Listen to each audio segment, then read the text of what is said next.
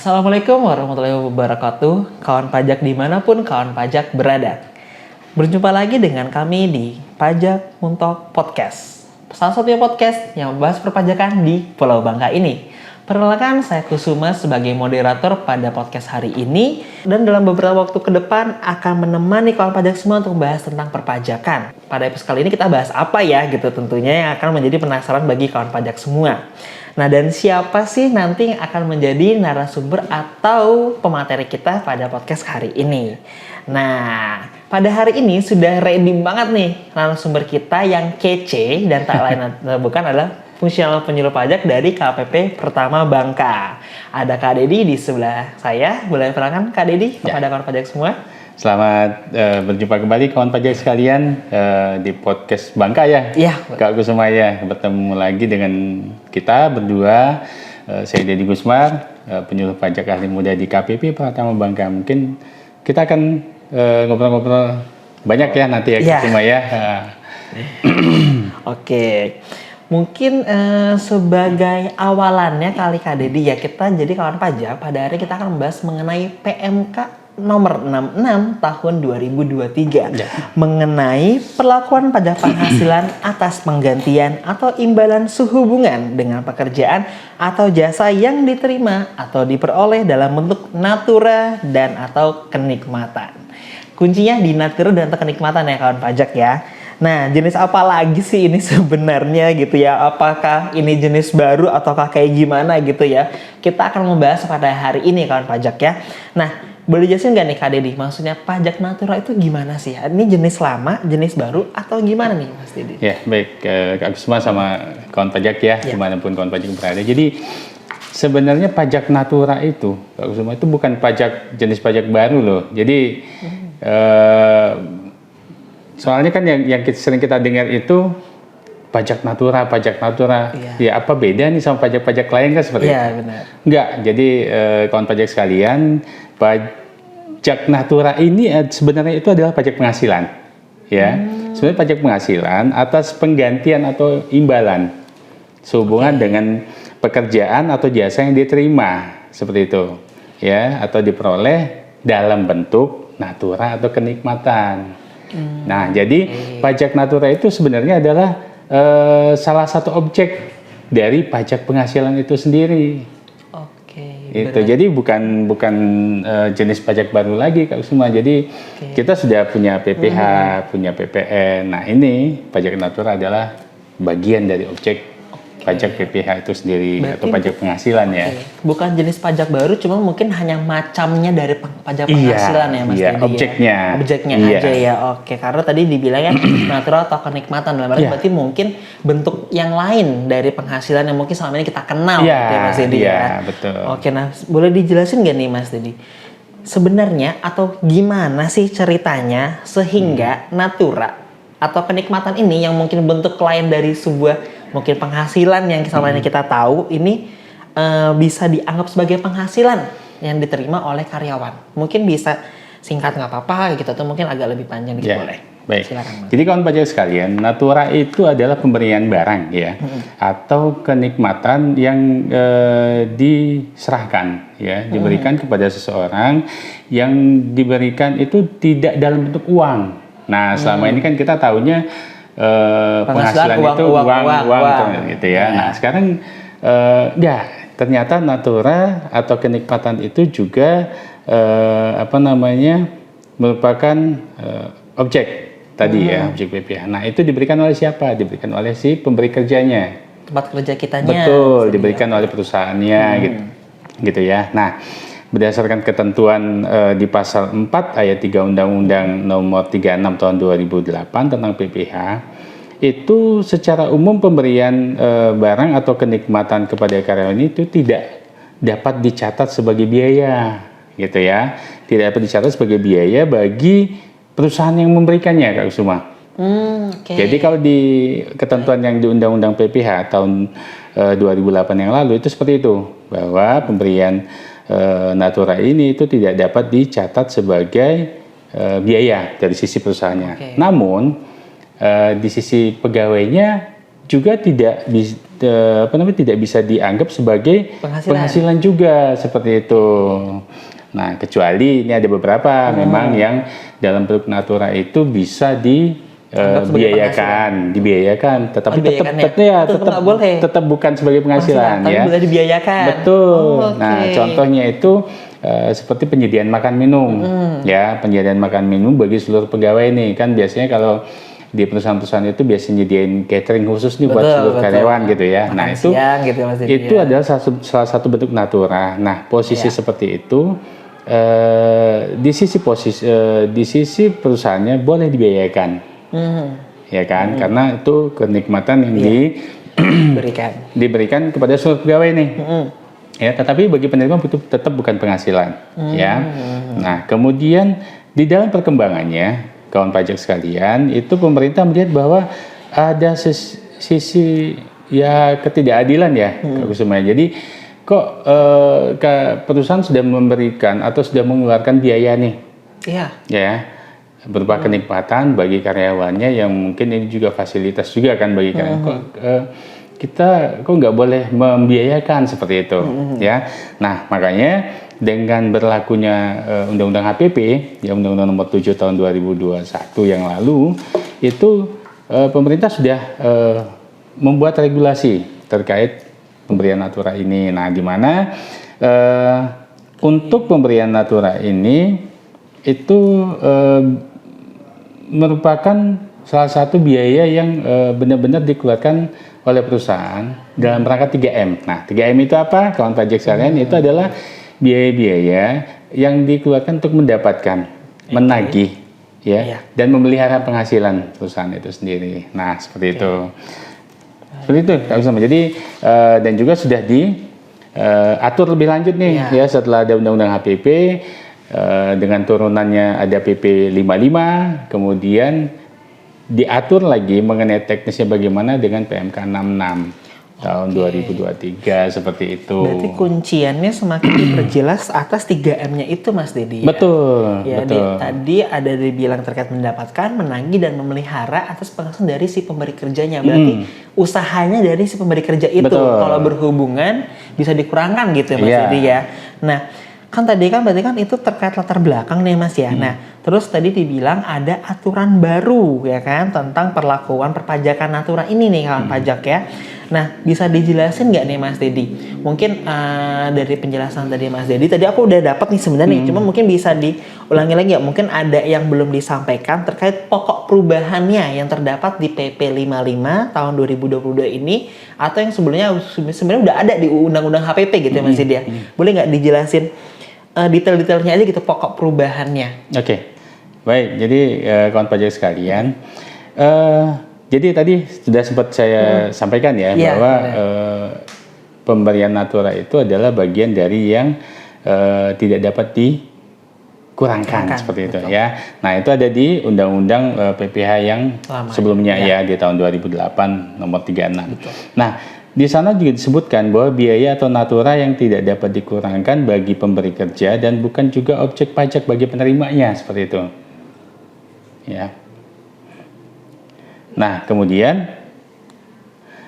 biaya natura atau kenikmatan yang dapat dikurangkan bagi pemberi kerja dan bukan objek pajak bagi penerimanya hanya sebatas ya. Tadi penyediaan makan minum bagi seluruh pegawai, kemudian juga natura atau kenikmatan di daerah tertentu ya, yang berkaitan dengan atau juga terkait dengan pelaksanaan pekerjaan tertentu ya. Jadi misalnya pakaian seragam seperti itu. Ya, itu juga salah satu bentuk natura ya, yang dapat dikurangkan ya, namun bukan objek pajak juga. Kemudian juga ada juga natura atau kenikmatan yang diberikan oleh bukan wajib pajak ya, atau wajib pajak dengan PPh final dan merupakan objek PPh bagi penerimanya. Nah, ini di Undang-Undang HPP kawan pajak sekalian itu diubah ya. Diubah dari tadi yang kata-katanya biayanya tidak dapat dikurangkan, sekarang itu menjadi dapat dikurangkan ya. Nah, supaya dapat dikurangkan kawan pajak sekalian, maka bagi si penerimanya ini merupakan objek pajak. Tadi kan Bukan objek pajak. jadi judulnya seperti itu. Kalau di undang-undang lama, sisi pemberi kerja tidak dapat dibiayakan, maka sisi penerima itu bukan objek. Betul. Ya, sekarang kita buat equal. Berarti adil ya Mas Nah, Dedi ya. jadi kita pengenaannya menjadi lebih adil, ya. Jadi satu sisi si pemberi kerja bisa membiayakan, ya. Di satu sisi si penerima juga ini adalah objek pajak loh. Berarti bagi si penerimanya itu merupakan bagian dari penghasilan seperti itu. Nah, untuk pengecualian tetap masih sama. Kak Kusuma tetap masih sama yang tadi ya. Natura atau kenikmatan tetap dapat dibiayakan tapi bukan objek pajak. Itu tetap sama posisinya, yaitu adalah penyediaan makan minum tadi bagi seluruh pegawai, betul. Kemudian natura atau kenikmatan di daerah tertentu. Kemudian juga ada natura atau kenikmatan karena keharusan pekerjaan tadi, ya seperti yang saya sampaikan, seragam misalnya gitu, atau pakaian pengaman ya, misalnya seperti itu ya. Atau juga natura atau kenikmatan yang dibebankan dari APBN, APBD atau PBDS. Baru nih kayaknya nih. Nah, itu tambahannya ya. Kemudian juga ada kenikmatan atau natura dengan jenis dan batasan tertentu. Nah, ini baru juga ini juga objek yang baru juga nih. Iya. Poin tadi baru nih, Mas. Betul. Karena setahu saya di undang-undang yang lama nggak ada itu. Nggak ada memang. Nggak ada itu ya. Iya. Oke, nah berarti nih Mas Dedi, di undang-undang HPP kan dikatakan natura atau kenikmatan yang diberikan perusahaan ini dapat dibiayakan. Terus dibagi si karyawan tadi itu kan menjadi objek pajak ya Mas Dedi ya. Berarti kayak kesimpulan umumnya itu sekarang seperti itu. Nah, sebenarnya tadi udah ada kayak dapat sih ya. Cuma mungkin kawan pajak masih ada yang bingung nih Mas Dedi nih. Boleh dicontohkan nggak Mas Dedi? Kalau kayak agak sedikit lebih spesifiknya untuk contohnya gitu, misalnya. Oh ya, ya. Jadi kalau tadi kawan pajak, jadi penggantian dalam bentuk natura itu atau adalah imbalan berupa barang ya tadi ya, berupa barang. Jadi selain uang yang dialihkan kepemilikan dari pemberi ya kepada penerima. Nah, ini contohnya adalah pemberian mobil eks dinas. Jadi misalnya perusahaan itu memiliki mobil dinas atau mobil operasional yang mungkin tidak digunakan lagi secara operasional. Nah, itu diberikan. Berarti kayak cuma-cuma ke si pegawainya. Betul, seperti itu ya. Nah, kemudian juga itu contohnya ya terkait. Nah, ada penggantian atau imbalan dalam bentuk kenikmatan ya. Nah, kenikmatan ini kalau tadi natura bentuknya barang, kalau kenikmatan ini bentuk fasilitas, Kak Kusuma. Oh. Gitu. Jadi fasilitas atau pelayanan yang bersumber dari pemberi kerjanya ya atau pihak ketiga ya yang disewakan atau dibiayai oleh si pemberi kerja. Itu contohnya apa? Fasilitas mobil dinas. Nah, ini agak beda-beda dikit ya. Agak kalau mirip tadi, ya. Iya, kalau tadi itu adalah mobil eks operasional yang diberikan. Iya. Nah, kalau ini adalah mobil dinas yang dipinjamkan lah kalau seperti itu, yang dipinjamkan sebagai fasilitas. Mungkin yang kalau jabatan-jabatan tertentu. Betul, gitu, mungkin supervisor atau manajer seperti itu ya. Nah itu juga catatannya adalah itu semua diberikan terkaitan dengan hubungan pekerjaan. Nah itu loh semua ya. Jadi pemberian natura atau kenikmatan di atas inilah yang sebenarnya merupakan objek penghasilan, seperti objek pajak penghasilan bagi si penerimanya. Oke. Ternyata sekarang kawan pajak jadi objek PPH ya Mas Dedi ya, seperti itu. Oke, nah lalu di sana juga kan dibilang nih Mas ada yang dikatakan bukan objek pajak gitu kan. Kira-kira nih Mas secara singkat nih bisa nggak ya dijelasin gitu secara singkat aja penyediaan makan minum seperti apa, lalu natura di daerah tertentu itu maksudnya kayak gimana sih tadi itu sebenarnya karena mungkin ada yang lupa juga terlalu lama kawan pajak semua gitu Mas, jadi mungkin bisa nih di sedikit kita jelasin lagi, ulas lagi dikit aja gitu secara singkat atas dua poin itu. Oke. Jadi kalau untuk tadi maksud yang bukan objek pajak itu ada objek pajak penghasilan ya bagi penerimanya ya. Jadi terkait makan minum ya, terkait makan minum itu bagi seluruh pegawai. Nah ini kata kunci ada seluruh pegawai ya. Jadi termasuk itu di dalamnya adalah jadi makan minum. Kalau terkait makan minum itu makan minum yang diberikan di tempat kerja. Seluruh pegawai tempat kerja ya. Di tempat kerja. Oke, 2 poin Ya. itu berarti ya. Nah, ada juga bisa jadi nih, kalau semua ada perusahaan-perusahaan yang dia punya tenaga marketing, pemasaran Iya. yang dia juga harus nggak bisa standby dong di Iya, kantor benar, gitu ya, benar. nggak bisa standby di kantor, dia harus mobile seperti itu. Nah, itu bisa bagian dari pengertian makan minum tadi, imbalan atau natural berupa makan minum tadi itu diberikan penggantian dalam bentuk kupon.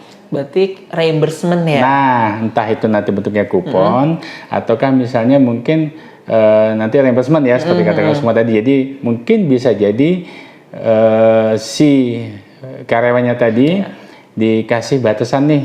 Pokoknya misalnya kalian maksimal makan misalnya 50.000. Nah, itu nanti silakan disesuai akan dibayarkan sesuai notanya misalnya seperti itu. Oke, Ya, baik. gitu. baik. Nah, itu yang terkait makan minum. Nah, ada juga bahan makanan atau bahan minuman bagi seluruh pegawai tapi dengan nilai batasan tertentu. Seperti itu. Nilai batasan tertentu ya. Ya, nanti mungkin next ya. Next ya, Next oke, kita oke. jelaskan seperti itu. Nah, oke, baik nih Mas Dedi. Berarti terkait dengan natura dalam bentuk nih yang makan minum, tadi juga disebutkan ya ada natura dan atau kenikmatan yang harus disediakan oleh pemberi kerja dalam pelaksanaan pekerjaan. Nah, kalau yang itu gimana sih Mas sebenarnya? Nah, jadi kalau terkait natura atau kenikmatan yang harus disediakan oleh pemberi kerja terkait pekerjaannya seperti itu ya, pelaksanaan pekerjaannya, maka ada persyaratan mengenai artinya natura yang diberikan itu sehubungan dengan karena adanya persyaratan terkait keamanan seperti itu ya, kesehatan, terus dan keselamatan kerja si pegawai itu sendiri. Jadi seperti fasilitas-fasilitas yang melekat di pegawainya ya, terdiri dari misalnya kalau kita contohkan itu pakaian seragam, gitu ya.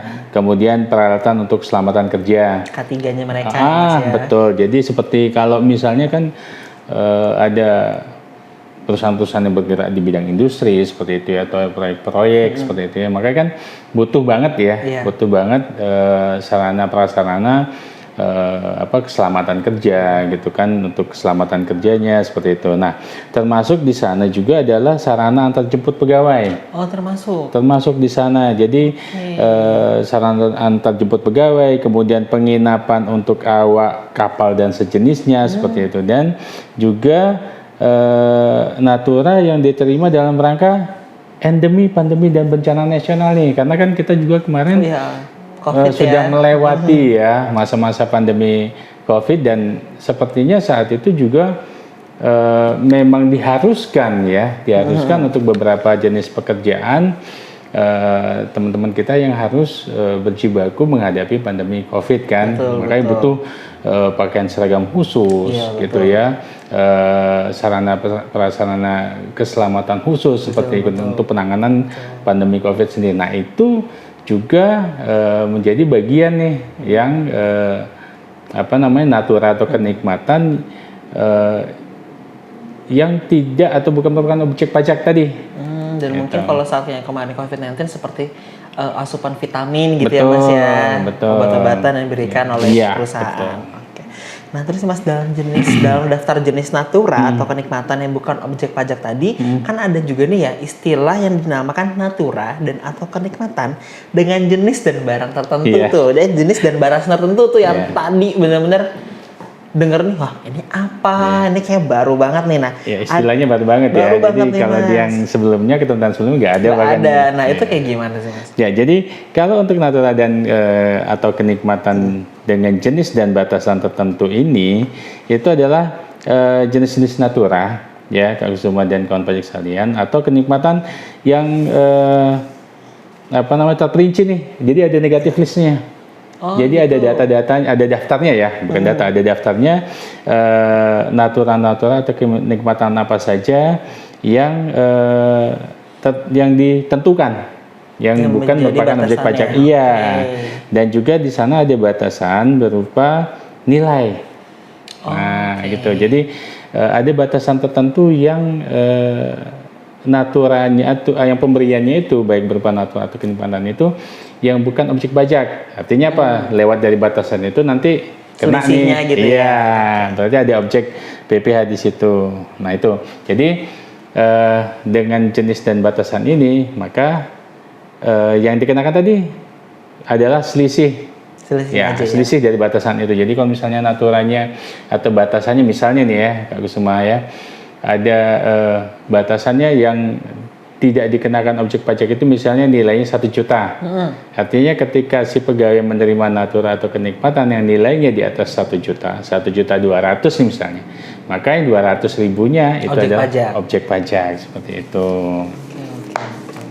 Nah, kalau misalnya sebenarnya daftar rinciannya ada banyak Kak Kusuma. Iya. Ya, kalau kita sebutin satu panjang nih ya, Iya, kawan pajak kayaknya ya. 2 episode nih Ya. pasti dijadinya. Makanya itu ada banyak di PMK sendiri ada disebutkan. Jadi mungkin kawan pajak bisa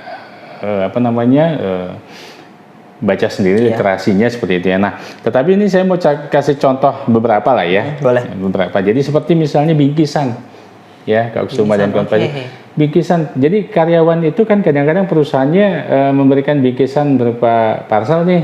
Iya. Bingkisan Hari raya ya, Mas, ya? seperti itu. Nah, itu dibolehkan. Ya, dibolehkan. Jadi dibolehkan bagi si perusahaan untuk memberikan parcelnya terus kemudian itu dibiayakan. Oke. Nah, ketika itu diserahkan, itu batasannya adalah pertama diterima oleh seluruh pegawai. Jadi nggak cuman hanya bagian tertentu atau jabatan tertentu saja. Misalnya yang dikasih itu misalnya manajer saja misalnya, atau sampai level supervisor saja misalnya. Nah, ketika hanya orang-orang tertentu itu saja yang dikenakan atau yang diberikan parcel, maka itu nggak bisa Bukan BOP gitu ya Mas ya? Iya, nggak bisa dibiayakan nih sama si perusahaannya seperti itu. Dan bagi penerima otomatis sudah objek pajak. Tetapi kalau misalnya nih semua pegawai menerima parcelnya ya dengan nilai yang sama katakan seperti itu, maka ya bagi si perusahaan silakan dibiayakan.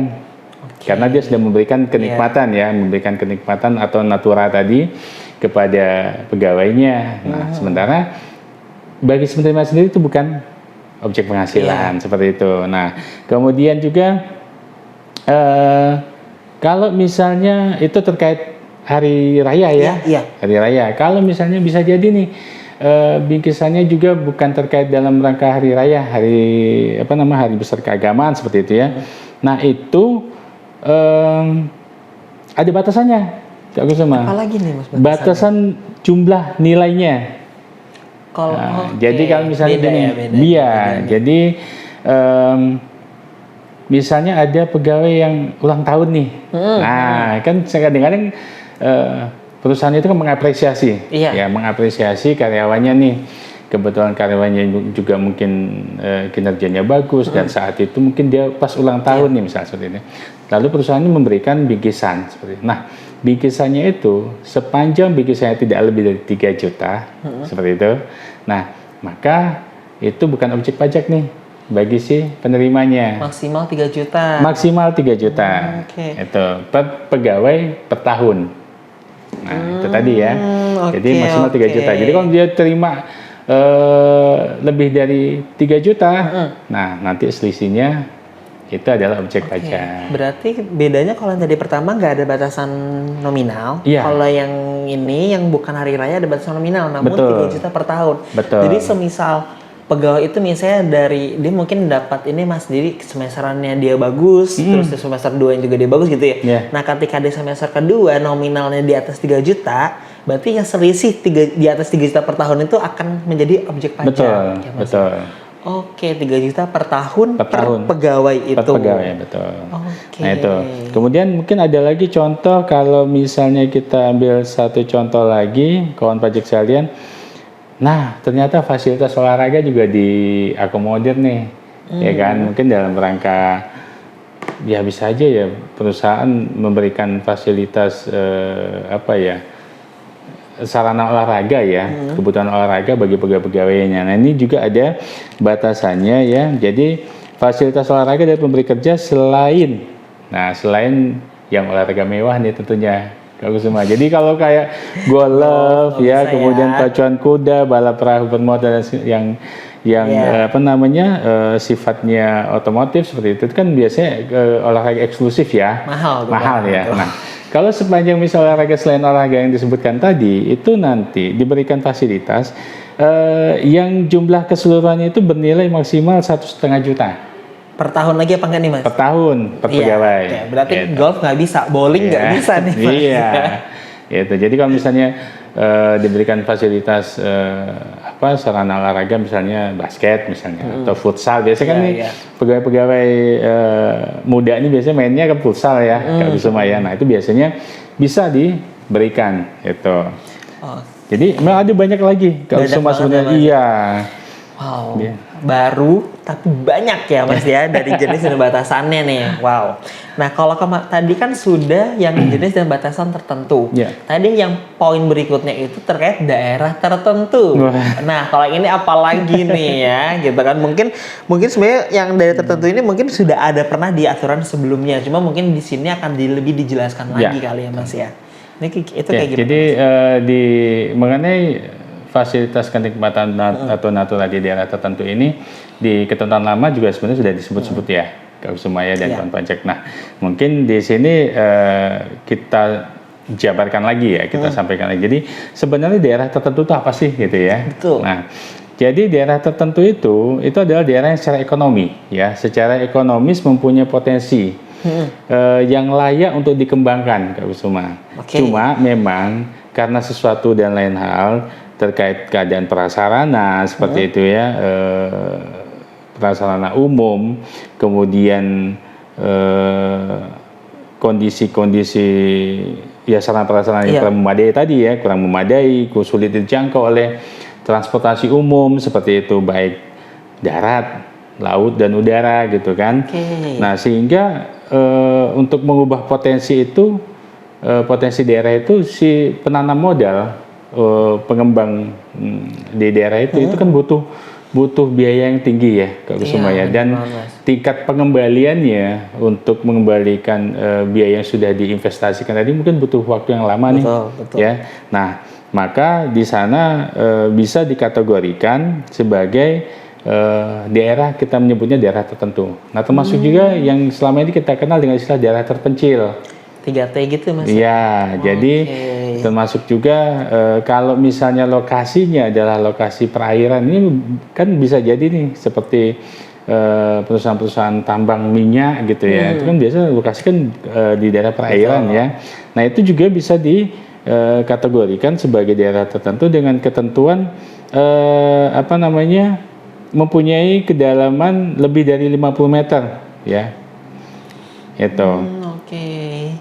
Yang untuk kedalaman cadangan mineralnya seperti itu memiliki kedalaman cadangan mineralnya lebih dari 50 meter di bawah permukaan laut. Nah itu bisa juga dikategorikan sebagai daerah tertentu. Nah kalau dari tadi yang barusan saya dengar ya Mas, kan kayaknya syaratnya untuk bisa digolongkan menjadi daerah tertentu ternyata kan kayak harus gini Mas ya, nggak cuma kayak satu poin aja misal letaknya jauh gitu misalnya kan. Nah untuk menjadi daerah tertentu ini tuh harus ada penetapan apa enggak, mungkin dari pemerintah kah atau misalnya dari DJP sendiri kah atau bagaimana? Ya sudah barang tentu Kak Kusuma ya. Jadi memang kalau untuk menyatakan suatu daerah itu merupakan daerah kriteria tertentu atau daerah tertentu ya itu memang harus memenuhi syarat. Jadi ada syarat atau dasarnya itu adalah ketidaktersediaan. Ketidaktersediaan atau ketidaklayakan seperti itu ya. Setidak-tidaknya 6 poin dari 11 jenis sarana prasarana. Apa aja tuh Mas? Jadi kalau misalnya kita rinci ya, 11 sarana prasarana itu adalah pertama tuh listrik ya, ketersediaan listrik, kemudian ketersediaan air bersih, kemudian perumahan yang disewa oleh pegawai seperti Oke. itu. Kemudian ketersediaan sarana kesehatan baik itu rumah sakit Oke. atau poliklinik seperti Oke. itu ya. 4. Kemudian sekolah ya. 5. Kemudian sarana olahraga hiburan. Nah, ini tadi balik kan ternyata benar. olahraga dan hiburan juga menjadi faktor penentu juga ya bagi pegawai faktor ya. kesehatan namanya Betul. ternyata ya. Kemudian juga tempat peribadatan. Kayak 7. Tidak barang tentu. Pasar. Nah, ini nih pasar. Nah, gitu ya. Kemudian Oke. jalan umum atau jembatan. Oke. Nah, lalu ada pelabuhan laut, sungai atau pelabuhan udara. 10. Nah, yang terakhir itu adalah transportasi angkutan darat, laut atau udara. Jadi itu ada 11 ya, kurang lebih kasih. Nah, setidak-tidak itu dia harus memenuhi ketidaklayaan 6 item seperti itu. Oke. Jadi kalau misalnya kita contohkan, kalau misalnya listrik ya, itu yang dinyatakan tidak layak itu adalah misalnya PLN itu melakukan pemadaman itu rata-rata 40 jam per minggu. Jadi memang kondisi daerah itu memang keterbatasan pasokan, pasokan listrik. Jadi itu bisa menjadi salah satu syarat untuk penentuan daerah itu sebagai daerah tertentu. Kemudian seperti PDAM, air bersih tadi ya? Ya, air bersih itu rata-rata pemadamannya pemadaman ya. Jadi ada sekitar 40 jam per minggu. Oke. Gitu. Nah, termasuk misalnya tidak adanya sarana sekolah. Kalaupun misal sekolah dia harus berapa kilometer jauhnya seperti itu kan. Nah, makanya nanti salah satu 6 dari 11 poin tadi kalau sudah memenuhi atau tidak tersedianya sarana-sarana tersebut di seputar perusahaan tersebut itu bisa dikategorikan sebagai daerah tertentu, begitu Kak Kusuma. Oke, nah dari yang tadi itu Mas, untuk ketentuan perpanjangan sendiri nih Mas atas natural atau kenikmatan yang disediakan di daerah tertentu, kan tadi kan atas yang 11 tadi ya. Nah, kalau yang natural dan atau kenikmatan yang disediakan daerah tertentu itu bagaimana sih Mas sebenarnya aturannya? Apakah juga penetapan dari DJP kah? Oke. Jadi untuk natura atau kenikmatan yang disediakan di daerah tertentu itu meliputi sarana prasarana atau fasilitas di lokasi kerja itu yang berupa tempat tinggal ya, termasuk perumahan, kemudian pelayanan kesehatan, kemudian pendidikan, peribadatan, pengangkutan dan olahraga. Nah, olahraga tapi dengan catatan ya, kayak Sumai tadi ya. Kayak golf bowling nggak bisa tuh pajak. Nah, itu sepanjang lokasi usaha pemberi kerja yang mendapatkan penetapan daerah tertentu tersebut itu sudah ditetapkan oleh Dirjen Pajak. Oke, lagi-lagi berarti memang harus ada surat keputusan. Betul. Ya, Mas, ya? Jadi memang penetapan itu adalah merupakan suatu keharusan, ya, supaya perusahaan tadi ketika memberikan natura atau kenikmatan dapat dibiayakan dan bagi penerimanya bukan objek pajak. Oke, nah tadi kan dibilang harus ada SK-nya Mas ya. Nah, tapi untuk dapetin SK-nya boleh dicuilin dikit gak Mas syarat-syaratnya gitu? Oh iya.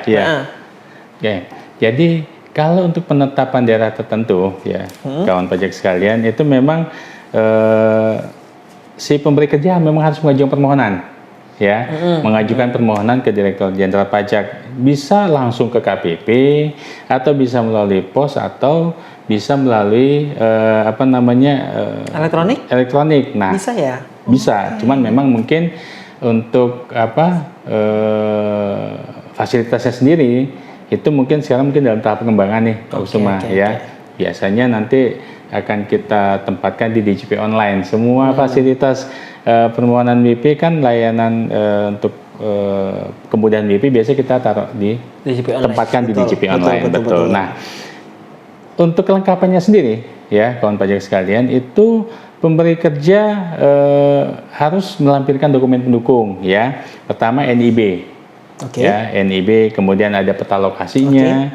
Terus pernyataan ketersediaan prasarananya, kemudian juga ada SK persetujuan, ya ini khusus untuk perpanjangan pemberi kerja yang bergerak di bidang non minerba. Berarti kalau ada perpanjangan berarti ada jangka waktunya juga. Betul. Nah, untuk jangka waktunya sendiri ini berlaku 5 tahun, Kak Kusuma. Oke, 5 tahun mungkin dicek lagi bisa apa enggak baru bisa dia ngajuin lagi gitu ya Mas ya. Oke, karena mungkin saja kawan pajak ya selama 5 tahun itu daerah itu sudah tidak menjadi daerah tertentu, mungkin sudah ada rumah sakit, sudah ada fasilitas lainnya sehingga mungkin tidak menjadi daerah tertentu kembali ya Mas ya. Ya. Nah, untuk perpanjangan sendiri Kak Kusuma, jadi perusahaan ini kan ada yang biasa kalau di daerah tertentu itu ya, Kusuma biasanya kan bergerak di bidang tambang minerba nih, ya, atau bisa jadi juga bukan bergerak di bidang tambang minerba, ya seperti kebun, hutan seperti itu ya. Nah, kalau misalnya pemberi kerjanya bergerak di bidang minerba, maka itu perpanjangannya itu akan di kita proses secara jabatan nih. Oh, berarti nggak usah permohonan ulang? Nggak usah permohonan. Jadi nanti kita perpanjang secara jabatan per 5 tahun, ya. Atau sampai dengan kalau misalnya jangka waktunya bisa sampai dengan izin tambangnya habis. Kalau misalnya ternyata IUP-nya itu ya Mas. Betul, izin tambangnya habis. Kalau misalnya tidak sampai 5 tahun lagi misalnya gitu, ya. Nah, kalau misalnya dia yang pemberi kerjanya bukan bergerak di bidang minerba, maka untuk melakukan perpanjangan penetapan daerah tertentu harus mengajukan permohonan lagi. Oke, kalau yang minerba tidak perlu perpanjangan pakai permohonan, kalau yang non minerba harus pakai permohonan ya Mas ya. Wah, ini sebenarnya udah komplit banget nih kawan pajak ya. Cuma mungkin kita pun harus untuk mengorek-ngorek sendiri juga Mas ya, biar kita nggak lupa nih kawan pajak, terutama kawan pajak yang pemberi kerja. Nah, tadi juga udah dijelasin kan panjang lebar nih Mas ya mengenai apa aja dari natura, baik dari yang dikecualikan, mulai dari makan minum bagi seluruh pegawai, natura dalam rangka pelaksanaan pekerjaan, natura dalam rangka batasan tertentu, jenis tertentu, hingga natura di daerah tertentu. Nah, pertanyaannya nih Mas, natura atau kenikmatan ini kan diserahkannya nggak dalam bentuk uang. Nah, sebenarnya yang emang saya penasaran nih kawan pajak ya, gimana nentuin nilai uangnya itu? Kan dia bukan uang gitu kan? Gimana kita bisa nentuin gitu loh?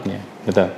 Jadi karena tadi ya dari awal kita nyebutnya natura kenikmatan ya, dan itu sudah barang tentu bukan uang ya, makanya untuk penentuan nilainya sendiri ya kawan pajak sekalian, itu kita menggunakan 2 nilai seperti itu. Jadi kalau misalnya bentuknya natura ya, itu kita mengenal istilahnya adalah nilai pasar gitu. Artinya kalau misalnya si karyawan tadi diberikan mobil dinas nih, misalnya tadi ada contoh ya, diberikan mobil dinas seperti itu. Nah, maka kita akan melihat ya bahwa mobil dinasnya itu dinilai secara nilai pasar berapa sih? Nah, itu. Jadi untuk mobil dengan kondisi seperti ini ya nilai pasarnya berapa? Nah, itulah yang dicatat sebagai nilai naturanya. Nah, kemudian kalau untuk kenikmatan ya itu adalah jumlah biaya yang dikeluarkan atau seharusnya dikeluarkan oleh si pemberi. Jadi kan bentuknya fasilitas nih. Betul. Nah, fasilitas. Jadi untuk menyediakan fasilitas tadi itu kan tetap bentuknya adalah biaya. Iya. Nah, berapa nilai yang dikeluarkan? Ya, berapa jumlah biaya yang dikeluarkan untuk menyediakan fasilitas, itulah yang dicatat sebagai nilai kenikmatannya. Seperti itu. Berarti asumsinya itu nilai untuk membuat itunya Mas ya, keadaan itunya. Betul. Oke. 2 metode ya, nilai pasar tadi sama jumlah biaya yang dikeluarkan atau seharusnya dikeluarkan pemberi. Oke, sama tadi yang penilaian itu. Oke, nah tadi kita udah ngomong soal terkait barangnya, terus udah terkait nilainya. Dari nilai itu tentu kalau misalkan nanti menjadi objek pajak kan akan dipotong nih Mas PPh-nya. Betul. Iya. Mekanismenya gimana? Boleh di-sharing ya Mas? Iya, jadi kalau untuk pemotongan PPh oleh pemberi imbalan ya, pemberi natura tadi ya, itu wajib dilakukan pada akhir bulan terjadinya ya pengalihan atau terhutangnya penghasilan yang bersangkutan, ya, sesuai peristiwa mana lebih dulu. Nah, ini maksudnya adalah pada akhir bulan. Jadi kalau misalnya ini seperti sekarang nih, September, ya. Karena September 2023, Ya, betul. September. Nah, maka pemotongan PPh-nya itu paling tidak itu di akhir bulan September. Jadi misalnya dia menerimanya hari ini nih, Iya. ya, naturalnya. Nah, itu PPh-nya paling tidak dipotong pada akhir bulan September. Seperti itu, ya. Atau pada penyerahan hak atau bagian hak atas pemanfaatan suatu fasilitas, ya, dari pemberi kenikmatan. Nah, kayak tadi mobil dinas misalnya, itu kan fasilitas, ya. Nah, itu pada akhir bulan terjadinya penyerahan fasilitas mobil dinas. Jadi kalau misalnya dia terima mobil dinasnya hari ini nih, ya, di tanggal 8 ya hari ini, ya, di tanggal 8 misalnya seperti itu, ya. Nah, maka akhir bulan September itu wajib dilakukan pemotongan PPh-nya. Itu. Kalau dikasih 29 September, Ya. maksimal 30 September udah harus dipotong. Ya. Pokoknya batasnya akhir bulannya, ya, betul. Mas, ya. Betul. Oke, dan berarti juga nanti habis dipotong, dihitung pajaknya berapa, dilaporkan dalam SPT. Betul. Oke, SPT PPh-nya kalau misalkan... Nah, ini juga kalau karena ketentuan sudah diatur, ya, di PMK 66, maka dan PMK 66 juga baru terbitnya di tengah tahun nih, kalau semua, ya. Sementara dari ketentuan Undang-Undang HPP, kemudian PP 55 ini seharusnya sudah berlaku nih dari 2022 nih sebenarnya. Oke, dari ya. Nah, makanya ada jeda waktu nih, ya. Nah, pemerintah dalam hal ini DJP itu memberikan relaksasi seperti itu. Ya, dengan terbitnya PMK 66 maka kewajiban pemotongan, ya, yang harusnya misal fasilitas natural dari awal tahun. Harusnya dari awal tahun, ya. Nah, itu yang dari awal tahun dari Januari sampai Juni, ya, itu dikecualikan dari pemotongan PPh. Jadi si pemberi kerja, si perusahaan itu tidak diberikan kewajiban untuk melakukan pemotongan sampai dengan Juni 2023. Berarti per 1 Julinya atau Betul. yang masa Julinya Iya. sudah harus. Betul. Jadi kalau misalnya ada kenikmatan atau aturan-aturan yang diberikan per bulan Juli dan seterusnya, maka si pemberi kerja sudah harus wajib nih motong, bayar, dan lapor. Betul, seperti itu. Nah, untuk nanti pasti akan muncul pertanyaan juga nih Kak Usma. Ya, berarti tadi kan Januari Juni kan si pemberi kerja kan tidak tidak wajib nih melakukan pemotongan karena sudah diberikan semacam relaksasi sama pemerintah seperti itu. Nah, terus bagaimana nih? Sementara kan di ketentuan undang-undang dan PP-nya sendiri bahwa natura tersebut adalah objek PPh. Ya. Nah, maka bagi si penerimanya atau pegawainya tadi itu dia wajib melaporkan sendiri nih.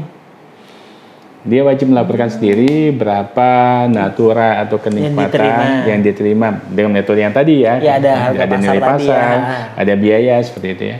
Nah, silakan hitung sendiri dan itu silakan dilaporkan dalam SPT pribadinya masing-masing seperti itu. Berarti SPT tahunan? SPT tahunan pegawainya masing-masing.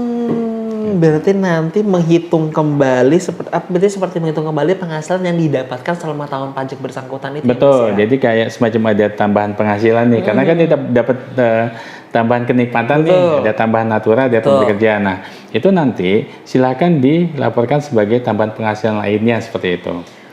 Oke.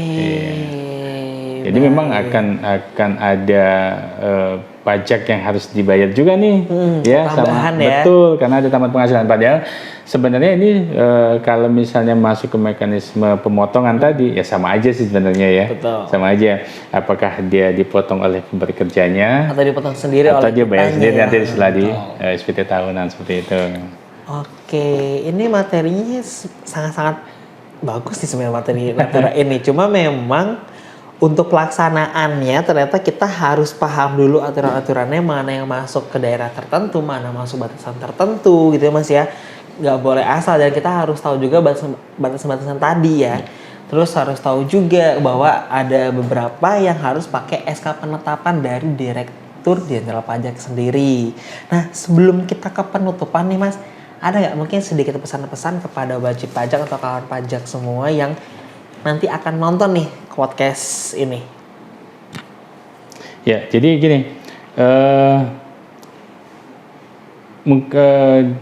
Mudah-mudahan ya setelah materi ini disampaikan ke kawan pajak sekarang, jadi kawan pajak lebih menambah pengetahuan perpajakannya, terutama ini karena peraturan pajak yang baru banget ya, terbitnya juga baru, dan ya mungkin baru sempat kita sosialisasiin sekarang ya kan pajaknya, tapi nggak jadi masalah. Saya pikir mungkin pemberi kerja yang biasa memberikan Natura juga sudah banyak yang mengetahui mengenai ini ya, cuman tidak ada salahnya kita ingatkan lagi gitu kan, mungkin bisa jadi ada hal yang mungkin belum dipahami seperti itu kan, bagian mana saja sih yang bukan merupakan objek pajak misal seperti itu ya. Nah ini mudah-mudahan dengan podcast kita pada hari ini mudah-mudahan bisa menambah pengetahuan dari para pemberi kerja nih khususnya untuk melaksanakan kewajiban pemotongan pajak atas Natura atau kenikmatan yang sudah diberikan ke pegawainya. Harus ngerti sih sebenarnya nih Mas ya, si pemberi kerjanya. Harus mau update nih. Oke. Ini luar biasa banget nih perbincangan kita hari ini. Kita berdiskusi dengan Mas Dedi, itu narsum kita. Banyak banget informasi ke PMK 66 tahun 2023 ini. Nah, terus semoga ya podcast ini bisa mengobati rasa rindu kawan pajak semua yang mungkin sudah menanti-nantikan podcast terbaru dari podcast Pajak Montok ini. Dan bagi kawan pajak yang masih bingung, bisa juga nanti selain baca aturannya, bisa juga nanti tanya-tanya ke KP 2 KP Montok dan atau KPP Pertama Bangka. Terus bisa juga komentar di video nanti yang akan di-upload di YouTube. Terus juga bisa juga DM akun sosmed kita ya, ada @pajak Bangka di Instagram, @pajak montok juga. Terus ada juga di Twitter Pajak Bangka dan juga di Pajak Montok. Kayak gitu. Nah, mungkin sekian dulu nih Mas ya podcast kita kali ini, dan juga kawan pajak. Terima kasih banyak Mas Dedi atas materi yang luar biasanya. Semoga bermanfaat untuk kawan pajak semua. Sampai jumpa di episode berikutnya. Mungkin kita boleh jagoan bareng-bareng ya Mas ya. Pajak Kuat Indonesia Maju gitu. Boleh Mas ya? Siap. Pajak Kuat Indonesia Maju. Wassalamualaikum warahmatullahi wabarakatuh.